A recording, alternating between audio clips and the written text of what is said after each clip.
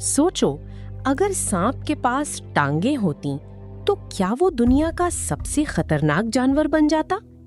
हम आज देखेंगे कि अगर सांप के जिस्म में अचानक टांगे आ जाएं, तो उसकी हरकत, शिकार और जिंदगी कैसे बदल जाएगी। असल में सांप का जिस्म जमीन पर रेंगने के लिए बना है। इसकी लंबी हड्डियों वाली रीढ़ की हड्डी और ताकतवर मसल्स उसे बगैर टांगों के भी इंतहाई तेजी से हरकत करने देते हैं। अगर उसके पास टांगे होती तो उसका पूरा बैलेंस खराब हो जाता। उसकी बॉडी डिजाइन क्रॉलिंग के लिए ऑप्टिमाइज्ड है, ना कि चलने के लिए। हैरान कुन बात यह है कि साइंसदानों के मुताबिक An कदीम archaic सांपों के serpent, pass a glimpse into वाकई snake छोटी टांगे evolution. हुआ करती थी, Vestigial hind limbs लेकिन assist वक्त its के साथ crawl, वो but खत्म हो गई inefficiently. क्योंकि Its बगैर motion is टांगों की rigid, हरकत unlike the ज्यादा fluid slither मुअस्सर of थी। modern snakes. तो हकीकत ये है, अगर सांप के पास टांगे होती तो वो ज्यादा खतरनाक नहीं बल्कि शायद कमजोर हो जाता।